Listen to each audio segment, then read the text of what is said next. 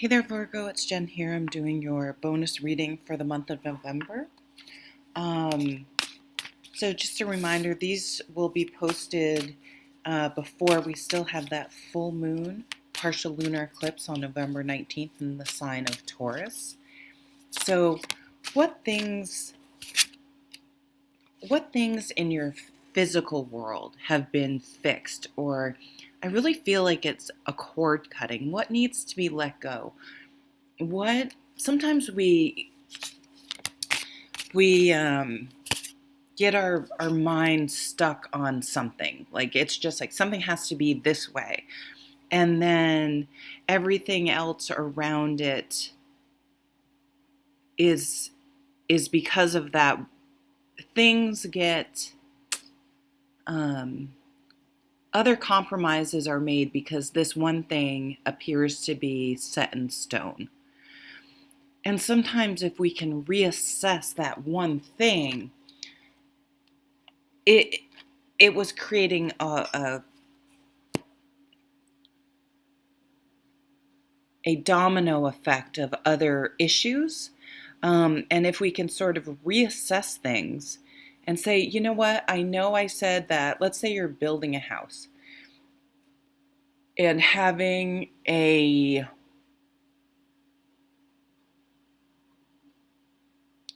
don't know, kitchen island is a deal breaker. But in order to do that, all these other things have to happen. And then you're like, well, I don't like that, and I don't like that, and I don't like that. Whereas if you could just go back and sort of reimagine the island in some way, like, can you get a similar effect just in a different way than all the other costs and issues that were cropping up because of that? Let's say you're remodeling or something. I don't know. It's just reassessing some sort of point, sticking point. And once that is released, sort of everything else falls into place. We have the moon at the bottom showing up, so definitely a nod to that partial lunar eclipse in Taurus on November 19th. And the moon's a really interesting card. If you're outside when there's either a new moon or a full moon, you can't quite see clearly. Your senses are different because you can't rely on your eyes as much as you usually do. You hear things more, you feel things more, you sense things more. It can be very exhilarating, but it can also be a little scary because it casts weird shadows. And then as opposed to if you were to see it in the light of day, you would have a completely different feel about it. So it's like illuminating. The full moon will illuminate things more because it's the full moon, but there's going to be a partial eclipse. And so it's that challenge to see things clearly and objectively and not to let fears or uncertainty cloud the situation. So we have this beautiful fire sign, Queen of Wands, wow, and the King. So we have a power couple here. And the sun, and I was going to say that when the sun, if you were to see it when the sun comes out, here's Leo. Leo, as usual, showing up in a lot of readings. The sun is going to counteract that moon and bring things to life. Two fire energies. So if these are not people, this is really stepping into your power, really taking action. So things that you have been stuck on, not moving forward on, I think you're going to move forward, but in a different way. And I think it will turn out to be just as good as you thought, or will accomplish the same thing, but maybe not cost as much, or it'll be like the solution will be absolutely fine. And sort of the things you're stuck on or worry about really won't be that big of a deal. All this fire. So we are moving into the sign of Sagittarius. I forget what day, around the 20, right around that full moon. So probably like the 20th. I think I have I have a friend who's November 21st in the Scorpio. So it's probably the 22nd or 23rd of November. We move into Sagittarius. And Sagittarius, they're mutable. So they are a little well, you are too, Virgo. But so they're a little more go with the flow, a little flexible, but definitely motivated and action oriented and happy and fun and positive and expansive. You may have something lucky happen where you're like, oh my God, where you feel it too. You're like, that was lucky. You could have a win of some sort. Maybe I'm not condoning gambling if you don't have the money, but maybe buy a lottery ticket um, near the end of November. Let's pull some more cards. We have a beautiful raw moonstone here. We'll put that over there by the moon card.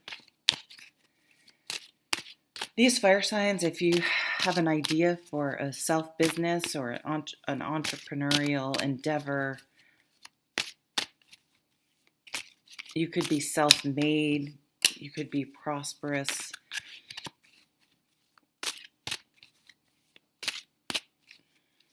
The sun is illuminating, it's enlightenment. It shines that spotlight on those things that were confusing or obscure or opaque with that moon card. Something to do with flowers, gardening, being grounded. Maybe taking a more grounded, taking an earth activity. Okay, what the hell does that mean, Jen? So taking something that falls under the realm of pentacles. So that could be your tangible things in the home. Maybe you start a cooking channel. Maybe you start a gardening channel. Maybe, or blog or vlog or TikTok or whatever. Maybe you're able to sell some wares that you make or services that you have. You're able to amass a following. This Queen of Wands and this King of Wands are very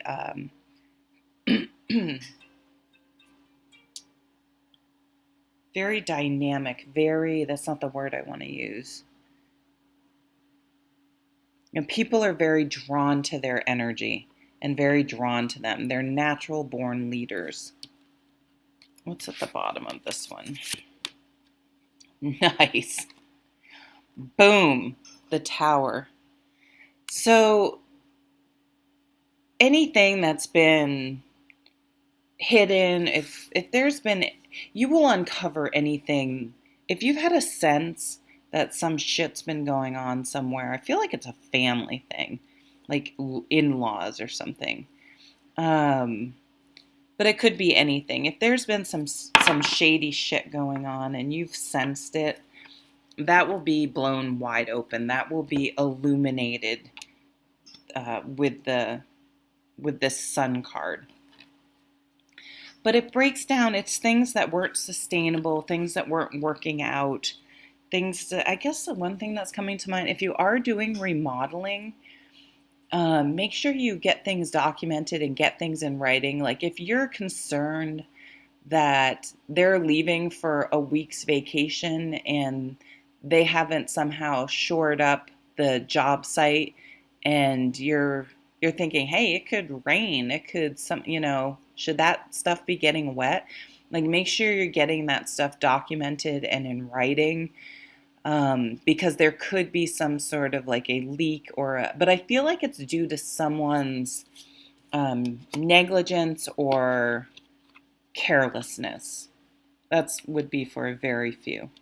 Nine of Pentacles. Yeah, this is enjoying the fruits of your labor. This person has confidence because they know they can handle their own shit. They can take care of their life. They don't need someone else in it. They don't need votes from anyone else. They can make their own money. They can make their own way. Not all of those things all at once. Are those hummingbirds or? No. I can't really tell. Here's another nod to Leo. So Leo time, a Leo person, someone with Leo qualities, or around the time of Leo. And the time of Leo is around the 21st of July. Don't hold me to that, somewhere right around there, to around the 21st of August, right before we go into Virgo season. Six of Swords, moving from a stressful situation. I feel like some of you, maybe there's a raise coming in, um, a promotion, a windfall. I don't know, an error that was found that is in your favor where money's concerned, and it relieves stress for you. Or it allows you to travel, or it allows you to move, it allows you to upgrade, it allows you to pay some things off. The Devil. So we have some Saturn energy, some Capricorn energy, a fellow Earth sign. The Devil's in the details. Yeah, you may uncover a detail. Like that Tower card is exposing something to me. King of Cups. Could be a water sign. The King of Cups is emotionally mature. They have emotional intelligence. This could be a leader, a dynamic leader with emotional intelligence. It's very business oriented for some reason to me.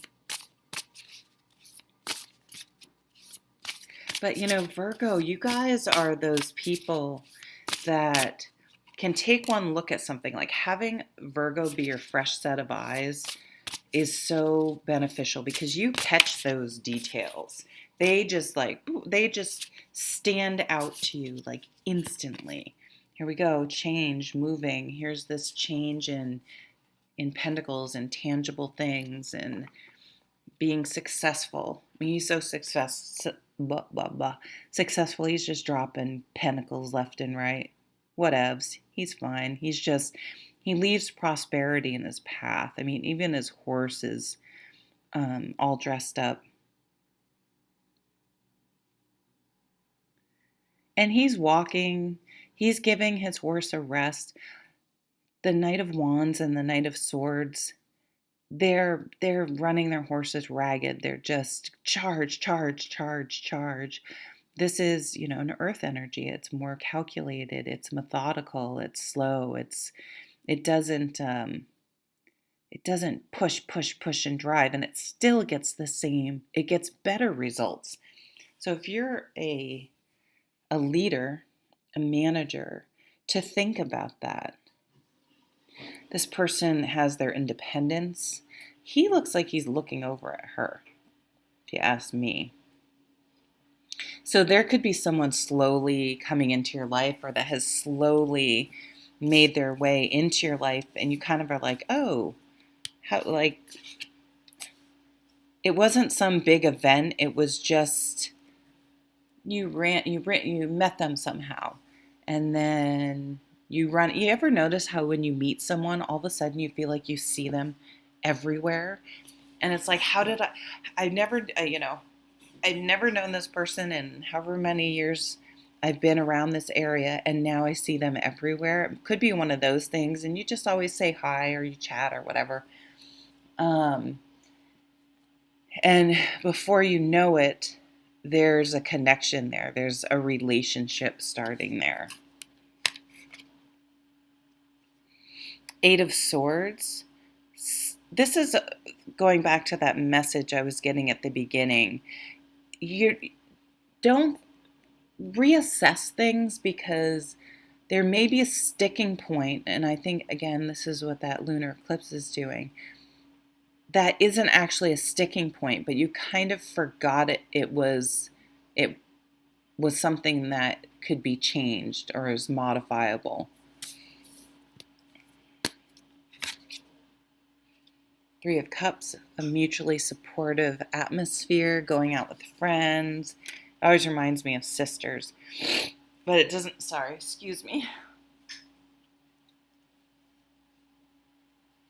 It's a good networking event. It's a supportive atmosphere, hanging out with friends, hanging out with family. The Three of Cups is just a genuinely um, fun, supportive, lighthearted card. But one thing I have noticed with the Three of Cups is that if it's safe, accept invitations. And it's usually even an invitation that it would like, oh, people are going out after work or whatever, that you could easily not, you could easily decline and it wouldn't be a slight, it wouldn't be any big deal. And I would just say go. And it might be something where like, I'm just going to go for a little bit and you end up staying and having a good time. Or it turns out to be like something about that event you will look back on and say, wow, if I had never gone to that, these things would have never happened and I wouldn't be here. Yeah, okay. You may meet someone. So if this person's at work, definitely if there's a group of people going out, go because they'll either be there and you guys will get together because of that, or you'll meet someone while you're out. So there's two. We have the Knight of Cups, and he as well. He's not on his horse, although his horse is raring to go. So, um, raring to go. It should be rearing, but it's raring. He has a little picnic set up, a little bit of romance, bringing you flowers.